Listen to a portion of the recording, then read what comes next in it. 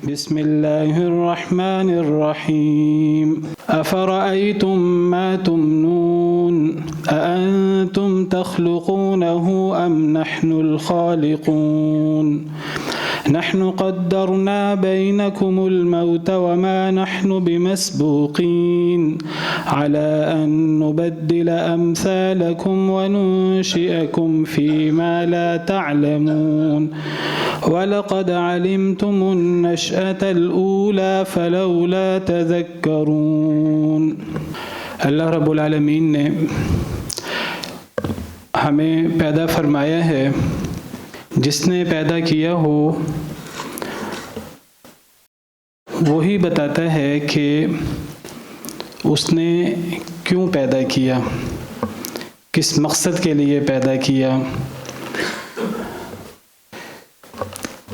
جس مخلوق کو پیدا کیا گیا اس کو کس کام کے لیے پیدا کیا گیا، اس نے کیا کرنا ہے۔ ہم پر، ہمارے جسم پر، ہمارے ایک ایک عضو پر چونکہ اللہ نے پیدا کیا ہے، اللہ کا حکم چلے گا، اللہ کی مرضی چلے گی، اور ہمیں اپنے آپ کو اللہ رب العالمین کے احکامات کے مطابق ڈھالنا ہوگا، پھر ہی ہماری تخلیق کا مقصد پورا ہوگا، پھر ہی ہم دنیا اور آخرت میں کامیاب ہو سکتے ہیں۔ 8 مارچ کا دن گزرا۔ 8 مارچ کو عام طور پر ویمنز ڈے کے حوالے سے منایا جاتا ہے۔ اس میں عورتوں کے حقوق کے نام پر عورتوں کے حقوق نہیں پیش کیے جاتے، نام عورتوں کے حقوق کا لیا جاتا ہے، عورتوں کو عورتوں کے حقوق نہیں دیے جا رہے، عورتوں کے حقوق پر بات نہیں کرتے، وہ بات کرتے ہیں کہ ہمیں آزادی چاہیے، ہمیں من مانی کرنے کی آزادی چاہیے، ہمارا جسم ہے، ہماری مرضی چلے گی، ہم آزاد ہیں، ہم جو چاہیں کریں گے۔ بات عورتوں کے حقوق کی کرتے ہیں، مظلومیت کی کرتے ہیں، لیکن باتیں ساری کی ساری اسلام کے خلاف، اللہ رب العالمین کے احکامات کے خلاف۔ تو یہ غلط مقاصد جو ہیں وہ مظلومیت کے نام پر پورے کیے جاتے ہیں، غلط مقاصد پیش کیے جاتے ہیں۔ ہمارا جسم اللہ رب العالمین نے بنایا ہے، اللہ رب العالمین نے ہمیں پیدا کیا ہے، اللہ رب العالمین نے ہمیں بہترین صورت میں پیدا فرمایا ہے۔ لقد خلقنا الانسان فی احسن تقویم۔ اللہ فرماتے ہیں کہ انسان کو ہم نے بہترین صورت میں پیدا فرمایا ہے۔ خلق السماوات والارض بالحق وصورکم فاحسن صورکم والیہ المصیر۔ اللہ نے زمین و آسمان کو پیدا کیا ہے، اور اللہ نے تمہیں بھی پیدا کیا ہے، تمہاری صورت، تمہاری شکل اللہ نے بنائی ہے، اور اللہ نے کتنی اچھی صورت بنائی ہے۔ وصورکم فاحسن صورکم، اللہ نے تمہاری صورت بنائی ہے، کتنی اچھی اللہ نے صورت بنائی ہے۔ اللہ ہماری شکل و صورت ماں کے پیٹ میں ہی بنا دیتے ہیں جیسے اللہ رب العالمین چاہتے ہیں۔ هو الذی یصورکم فی الارحام کیف یشاء لا الہ الا هو العزیز الحکیم۔ پیدا ہمیں اللہ نے کیا ہے، انسان ہمیں اللہ نے بنایا ہے، بہترین صورت میں ہمیں اللہ نے پیدا کیا ہے۔ ہم اللہ کے بارے میں دھوکے میں مبتلا ہو جاتے ہیں کہ اللہ رب العالمین کے احکامات پر عمل کرنے سے ہماری آزادی سلب ہو جائے گی، ہم قیدی بن جائیں گے، ہم مجبور ہو جائیں گے۔ جس اللہ نے پیدا کیا ہے اس اللہ سے ہم کس دھوکے میں مبتلا ہو رہے ہیں۔ اللہ رب العالمین سورہ انفطار میں اپنی قدرت، اپنی شان، اپنے احسانات انسان پر بیان کرتے ہوئے اللہ فرماتے ہیں کہ اے انسان، تیرا اتنا کرم کرنے والا رب، تیرا اتنا نعمتیں تجھ پر کرنے والا رب، تجھے انسان بنانے والا رب، اس کریم رب سے کس بدبخت نے تجھے دھوکے میں ڈال دیا ہے۔ یا ایھا الانسان ما غرک بربک الکریم، اے انسان تجھے تیرے کریم تیرے معزز نعمتوں والے رب سے کس نے دھوکے میں ڈال دیا؟ کون رب؟ الذی خلقک، جس نے تجھے پیدا کیا، فسواک، تجھے ٹھیک ٹھاک بنایا ہے، مضبوط بنایا ہے، توانا بنایا ہے، فعدلک، تجھے برابر بنایا ہے۔ انسان کے اعضاء آپ دیکھیے کتنے متناسب ہیں، برابر برابر ہیں۔ اگر اللہ چاہتے تو اللہ تعالیٰ ایک بازو کو چھوٹا بنا دیتے، ایک بازو کو بڑا بنا دیتے، تو ہماری کیا کیفیت ہوتی؟ اگر اللہ چاہتے تو ایک ٹانگ کو بڑا بنا دیتے، ایک ٹانگ کو چھوٹا بنا دیتے، تو ہماری کیا کیفیت ہوتی؟ اگر ایک ہاتھ کی انگلیاں لمبی چھوٹی ہوتی، دوسرے ہاتھ کی انگلیاں، یہ دونوں میں فرق ہوتا، تو کیا کیفیت ہوتی؟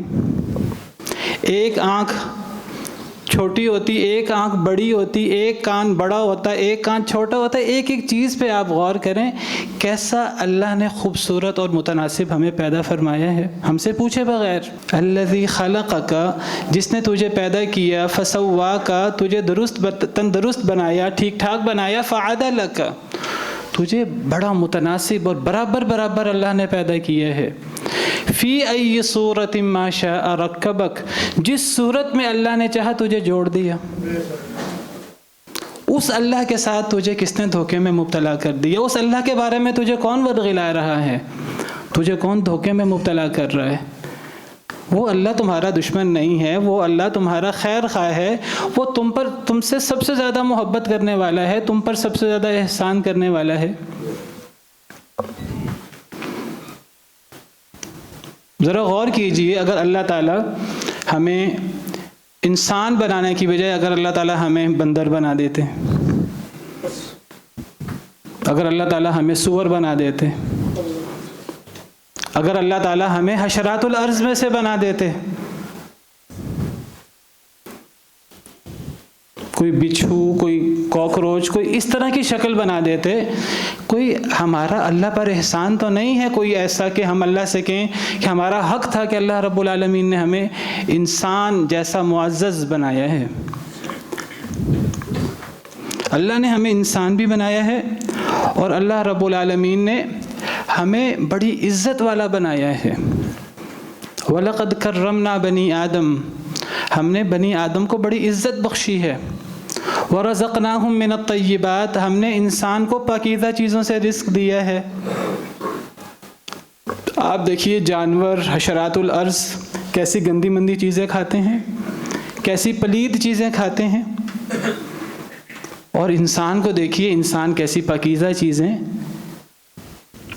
لذیذ اور مزیدار چیزیں، طیب چیزیں کھاتا ہے، اور خبیث چیزیں انسان نہیں کھاتا۔ یہ اللہ رب العالمین کا ہم پر احسان ہے، ہم سے پوچھے بغیر۔ یہ اللہ رب العالمین نے ہمیں پیدا کیا ہے، اور اللہ رب العالمین نے ہم پر احسان کیا ہے، اس میں ہماری کوئی مرضی شامل نہیں ہے، یہ سراسر اللہ کا احسان ہے۔ فی ای صورت ما شاء رکبک، جس صورت میں اللہ نے چاہا اللہ نے جوڑ دیا۔ آپ ذرا غور کیجئے کہ جس طرح کہ ہمارے اعضاء ہیں، ہمارے اعضاء سے ملتے جلتے اعضاء جانوروں کے بھی، حشرات الارض کے بھی، جانوروں کے بھی اسی قسم کے اعضاء ہیں۔ ہماری آنکھیں ہیں تو ان کی بھی آنکھیں ہیں، حشرات الارض بھی دیکھتے ہیں۔ ہم چلتے ہیں پاؤں پر، جانور بھی چلتے ہیں، حشرات الارض بھی چلتے ہیں، پرندے بھی چلتے ہیں، اڑتے ہیں۔ ہم بھی کھاتے پیتے ہیں، وہ بھی کھاتے پیتے ہیں، ہمارا بھی دل دھڑکتا ہے، ان کا بھی دل دھڑکتا ہے، ہمارے اندر بھی خون ہے، ہمارے اندر بھی ایک نظام انہضام ہے، ان کے اندر بھی یہ سسٹم چل رہے ہیں۔ لیکن انسان کی ایک عجیب اللہ نے ترکیب کی ہے، انسان کو اللہ نے عجیب انداز سے جوڑ دیا ہے۔ موٹی موٹی چیزیں ایک ہیں، لیکن انسان ہے، باقی چیزیں حیوان ہیں۔ تو یہ اللہ رب العالمین نے ہمیں ایسے بنایا ہے، اور یہ اللہ رب العالمین کا ہم پر احسان ہے۔ پانی ہوتا ہے، دیکھیے، ایک صاف میٹھا پانی ہوتا ہے، ایک کھارا پانی ہوتا ہے۔ میٹھے اور کھارے پانی کے پیچھے بنیادی اجزاء ملتے جلتے ہیں، ایک جیسے ہیں۔ سائنسدان کہتے ہیں کہ دونوں آکسیجن اور ہائیڈروجن سے مل کر بنتے ہیں۔ تھوڑا سا اجزاء ترکیبی کا تھوڑا سا فارمولہ چینج ہو جاتا ہے، بنیادی اجزاء ایک ہی ہیں، اور ہائیڈروجن بھی ہے، آکسیجن بھی ہے۔ ایک کا فارمولہ H2O ہے، ایک کا فارمولہ H2HO2 ہے، تھوڑی سی ترکیب کا فرق ہے۔ آپ ہیرے کوئلے کو لے لیجئے، دونوں کی بنیاد کاربن ہے، تھوڑی سی ترکیب میں تبدیلی آتی ہے تو ہیرا ہیرا بن جاتا ہے، اللہ کے حکم سے کوئلہ کوئلہ بن جاتا ہے۔ ایک چیز کی قیمت اتنی زیادہ ہو جاتی ہے اور ایک بہت سستا اور بہت رخیص، بہت ارزاں قیمت کا ہوتا ہے۔ یہ اللہ رب العالمین کی قدرتیں ہیں اور یہ اللہ رب العالمین کے احسانات ہیں۔ ہمارے بنیادی موٹے موٹے اجزاء ایک جیسے ہیں، اعضاء ایک جیسے ہیں ہمارے جانوروں کے اور حشرات الارض کے، پرندوں کے، لیکن اللہ نے ہمیں عجیب انداز سے جوڑ دیا ہے اور یہ سراسر اللہ کا احسان ہے، اس میں ہمارا کوئی کمال نہیں ہے۔ خلق اللہ آدم علی صورتہ، اللہ نے انسان کو اپنی صورت پر بنایا جیسے اللہ کی شان کو لائق، ہم اس کی تفصیلات میں نہیں جاتے۔ اللہ نے انسان کو عزت بخشی ہے، اللہ نے انسان پر بہت بڑا انعام کیا ہے اور یہ سراسر اللہ کا انعام ہے، اس میں ہمارا کوئی کمال نہیں ہے۔ جس طرح اللہ تعالیٰ ہمیں انسان بنا سکتے ہیں اور ہمیں اللہ اتنی نعمتیں دے سکتے ہیں، اتنی عزت بخش سکتے ہیں، تو وہ اللہ تعالیٰ اسی طرح ہم سے یہ اعضاء اور ہم سے یہ انعامات چھین بھی سکتے ہیں اگر ہم ان کی ناقدری کریں۔ اگر ہم اللہ رب العالمین پر اعتراضات کرنا شروع کر دیں، اللہ تعالیٰ نے جس طرح نعمتیں دی ہیں اسی طرح اللہ تعالیٰ نعمتیں واپس بھی لے سکتے ہیں۔ قُلْ أَرَأَيْتُمْ إِنْ أَخَذَ اللَّهُ سَمْعَكُمْ وَأَبْصَارَكُمْ، اللہ سوال کرتے ہیں ذرا غور کرو، جس اللہ نے تمہیں کان اور آنکھیں دی ہیں، اگر اللہ تم سے وہ کان اور آنکھیں لے لے تو تم کیا کرو گے؟ وَلَوْ نَشَاءُ لَطَمَسْنَا عَلَىٰ أَعْيُنِهِمْ فَاسْتَبَقُوا الصِّرَاطَ فَأَنَّىٰ يُبْصِرُونَ، اللہ فرماتے ہیں تمہیں ہم نے آنکھوں جیسی نعمت بخشی، ان آنکھوں سے تم دیکھتے ہو، اگر اللہ چاہیں تو اللہ تمہاری آنکھیں مٹا دیں۔ فَاسْتَبَقُوا الصِّرَاطَ، تم رستے میں چلنا چاہو گے، دیکھو گے کہاں سے؟ نعمتیں اللہ نے دی ہیں، ہم ان نعمتوں کو اپنا حق سمجھیں اور اللہ رب العالمین پر اعتراض کریں۔ ہم نے اللہ رب العالمین کے سسٹم پر نہیں چلنا، اللہ رب العالمین کے نظام پر نہیں چلنا، من مانی کرنی ہے، ہمارا جسم ہے، ہماری مرضی ہوگی، ہم جو چاہیں گے کریں گے۔ ہم اللہ رب العالمین کے انعامات کا کیا بدلہ دینا چاہ رہے ہیں اور ہم اللہ رب العالمین پر کس قسم کے اعتراضات کر رہے ہیں اور ہم اللہ رب العالمین کے ساتھ کس قسم کا مقابلہ کرنا چاہ رہے ہیں۔ یہ نعمتیں جس اللہ نے دی ہیں وہ اللہ تعالیٰ ہم سے یہ نعمتیں چھین سکتے ہیں۔ کہتے ہیں کہ یونان کا ایک تاجر تھا اور وہ یعنی بحری جہازوں کا مالک تھا، بہت بڑا تاجر تھا، زیتون کا کاروبار کرتا تھا، بہت مالدار تھا، لیکن اسے ایک عجیب بیماری لگ گئی کہ وہ اپنی آنکھوں کو، پلکوں کو جھپک نہیں سکتا تھا۔ یہ آنکھوں کے پلکوں کے پٹھوں نے کام کرنا چھوڑ دیا۔ جب انسان سے کوئی چیز چھنتی ہے تو انسان کو اس چیز کی قدر و قیمت کا اندازہ ہوتا ہے، ورنہ انسان کو تو اندازہ ہی نہیں ہوتا کہ انسان پر اللہ رب العالمین کے کتنے لاکھوں کروڑوں انعامات ہیں۔ پلکوں کے پٹھوں نے کام کرنا چھوڑ دیا، اب وہ پلکیں اپنی مرضی سے جھپک نہیں سکتا تھا، اب وہ پلکیں اس کی آنکھوں پر گر جاتی تھیں۔ تو ڈاکٹروں نے کیا کیا، ڈاکٹروں نے کسی سولیوشن وغیرہ کے ذریعے وہ جب صبح اٹھتا تھا تو اس کی پلکیں اس کے یہاں کر کے وہ جوڑ دیتے تھے، چپکا دیتے تھے، اور جب اس نے رات سونا ہوتا تھا تو وہ اس سولیوشن وغیرہ کو اتار دیتا تھا، پلکیں اس کی گر جاتی، وہ سو جاتا، صبح اٹھتا، اس کو روزانہ صبح اور شام کو یہ کام کرنا پڑتا۔ ایک دفعہ اسے پوچھا گیا تمہاری سب سے بڑی خواہش کیا ہے؟ اس نے کہا میری سب سے بڑی خواہش یہ ہے کہ میں اپنی مرضی سے اپنے پلکوں کو جھپک سکوں، اپنی مرضی سے اپنے پلکوں کو اٹھا سکوں، اپنی مرضی سے اپنے پلکوں کو نیچے کر سکوں۔ اگر مجھے اپنی ساری دولت اس کام کے لیے دینا پڑی تو میں اپنی ساری دولت دینے کو تیار ہوں۔ تو یہ اللہ رب العالمین کے ہم پر احسان ہے، اور ہم اللہ کے احسانات پر غور کیے بغیر ہم اللہ رب العالمین سے جھگڑے شروع کر دیتے ہیں۔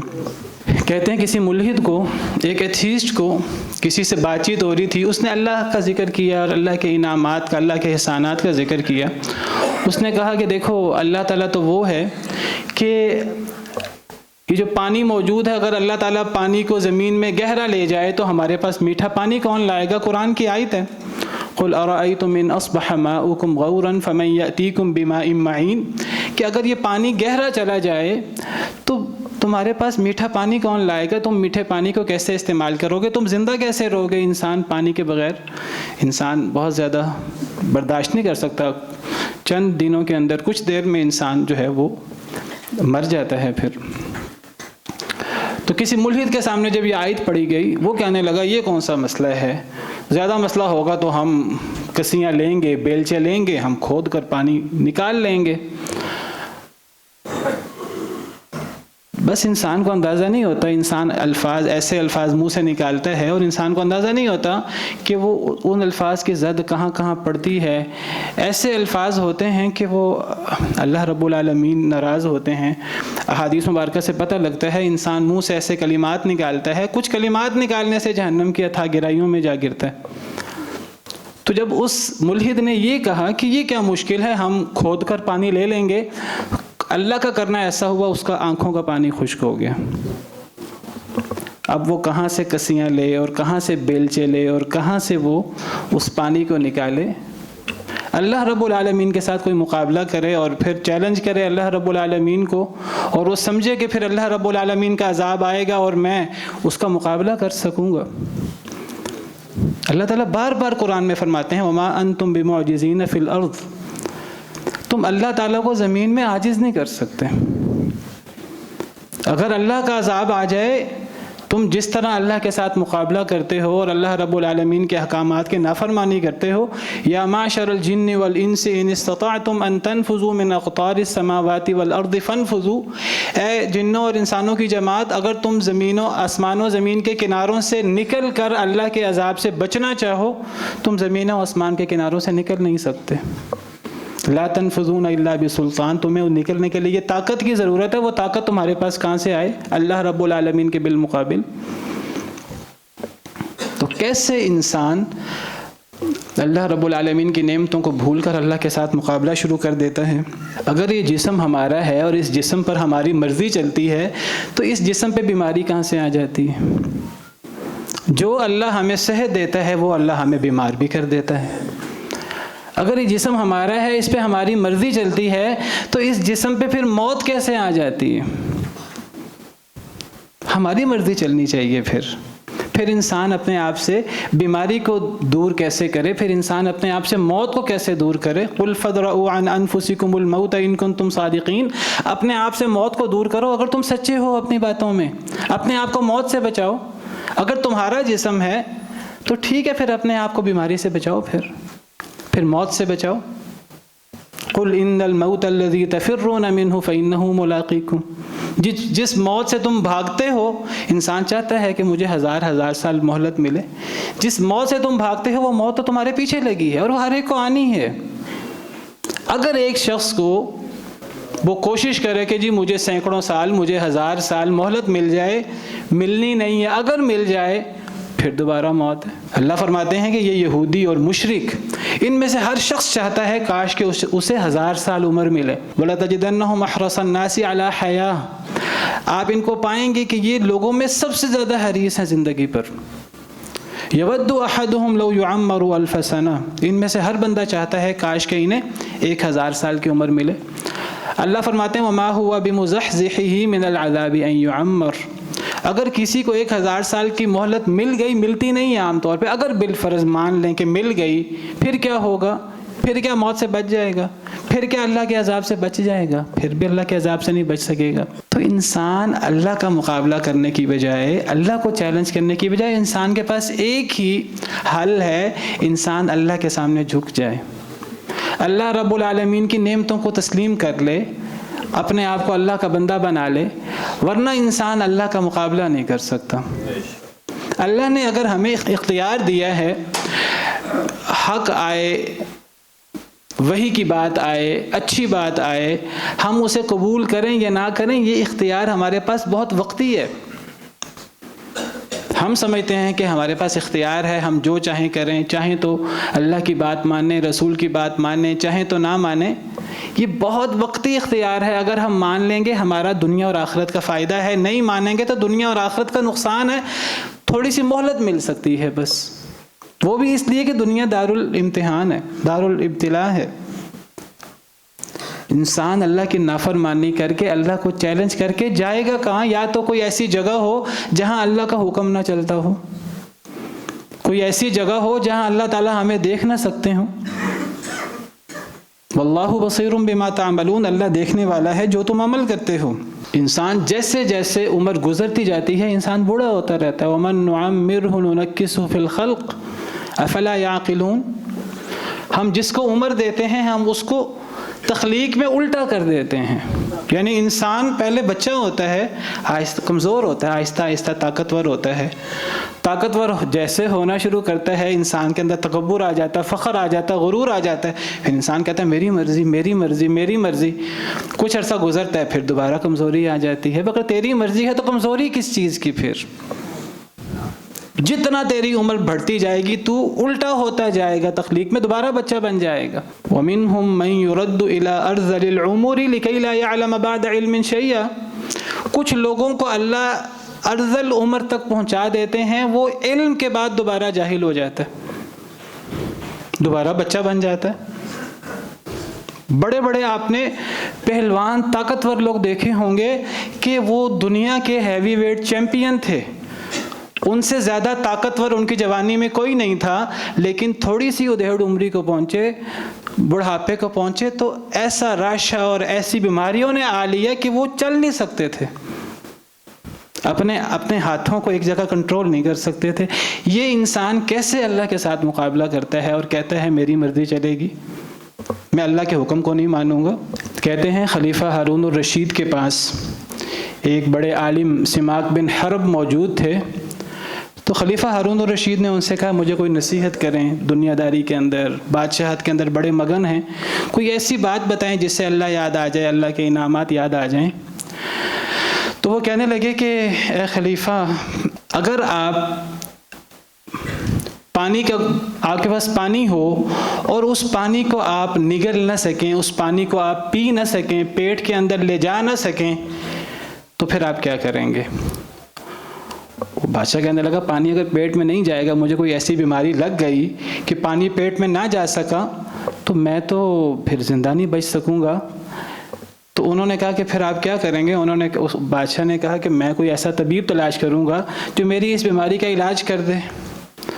تو انہوں نے کہا کہ آپ اس طبیب کو، اس حکیم کو کیا بدلہ دیں گے، کیا انعام دیں گے؟ وہ کہنے لگا میں اپنے آدھی سلطنت اسے دینے کو تیار ہوں گا اگر میں پانی نہ پی سکا، پانی میرے معدے تک نہ جا سکا۔ انہوں نے کہا چلے ٹھیک ہے، اچھا اگر وہ پانی آپ کے معدے میں چلا گیا، اگر وہ معدے میں جانے کے بعد اب باہر نہ نکلے، اگر آپ کو ایسی بیماری لگ گئی تو پھر آپ کیا کریں گے؟ بادشاہ بڑا حیران و پریشان، اور یہ ایسی بات ہے کہ ہمیں غذا کی ضرورت ہے، غذا کے بغیر ہم زندہ نہیں رہ سکتے، ہمیں پانی کی ضرورت ہے، پانی کے بغیر زندہ نہیں رہ سکتے، لیکن جب وہ پانی، وہ غذا اندر چلی جاتی ہے پھر اس کو نکالنے کی ضرورت ہے، پھر اس کو نکالے بغیر ہم زندہ نہیں رہ سکتے، پھر وہ ہمارے لیے بہت بڑا عذاب ہے، بہت بڑی تکلیف ہے۔ ہمیں دعا سکھائی گئی ہے کہ جب ہم واش روم جاتے ہیں اور واش روم جا کر اپنے معدے کو ہم فارغ کرتے ہیں، جب ہم واش روم سے نکلتے ہیں تو ہم اللہ کی تعریف کرتے ہیں، الحمدللہ الذی اذھب عنی الاذی وعافانی، تمام تعریفیں اس اللہ کی ہیں جس نے مجھ سے تکلیف کو دور کر دیا، مجھے عافیت دے دی۔ یہ کتنا بڑا عذاب تھا، کتنی بڑی مشکل تھی جس میں ہم مبتلا تھے، جب تک وہ غذا ہمارے اندر ہے اور وہ باہر نہیں نکل رہی، کبھی قبض ہو جائے، کبھی اس قسم کی بیماری ہو جائے، کبھی بواسیر لگ جائے، تو انسان کتنا عاجز ہو جاتا ہے، اور انسان اس بیماری کے علاج کے لیے سب کچھ دینے پر تیار ہو جاتا ہے۔ تو خلیفہ ہارون الرشید کہنے لگا کہ اگر وہ پانی باہر نہ نکلے تو میں طبیب کو، حکیم کو اپنی آدھی سلطنت دے کر کچھ انتظام کرواؤں گا کہ پانی کو باہر نکالے۔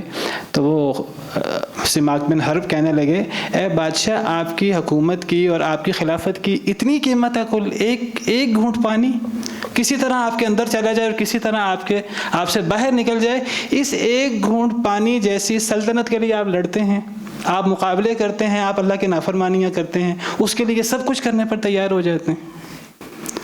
تو کہتے ہیں کہ خلیفہ ہارون الرشید اتنا رویا کہ دوسرے لوگوں نے کہا کہ کہ اب مزید نصیحت نہ کریں. تو اللہ کے ہم پر اتنے احسانات ہیں، ہم ان احسانات پہ ہم غور ہی نہیں کرتے، ہم توجہ ہی نہیں کرتے اللہ کے کتنے احسانات ہیں، اور ہم اللہ رب العالمین کے ساتھ مقابلے میں اتر آتے ہیں. اللہ نے ہمیں جو نعمتیں دی ہیں، اللہ نے ہمارے اندر جو اعضاء پیدا کیے ہیں، اللہ نے انسان کو جیسا بنایا ہے. اللہ فرماتے ہیں کہ انسان کا جسم اللہ رب العالمین کی ایک بہت بڑی نشانی ہے. اگر ایک انسان نے اللہ کی قدرت پر، اللہ کی عظمت پر، اللہ کی شان پر اگر غور کرنا ہے تو انسان اپنے آپ کو دیکھ لے، اپنے جسم کو دیکھ لے. وَفِي أَنفُسِكُمْ أَفَلَا تُبْصِرُونَ. تمہاری جانوں میں بڑی بڑی نشانیاں ہیں، تمہارے نفسوں میں بڑی بڑی نشانیاں ہیں، کیا تم غور نہیں کرتے؟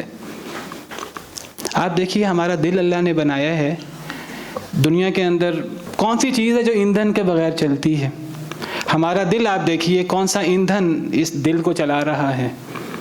اگر ہم میں سے کوئی شخص 60 سال 70 سال 80 سال 100 سال کی عمر گزارے تو جتنی اس کی زندگی ہے اس کا دل دیکھیے جیسے ہی وہ جنین کی صورت میں آتا ہے اس کا دل جو ہے وہ کام کرنا شروع کر دیتا ہے، مرتے دم تک اس کا دل کام کرتا رہتا ہے. کون سا ایندھن ہے، کون سی طاقت ہے جو اس دل کو چلا رہی ہے؟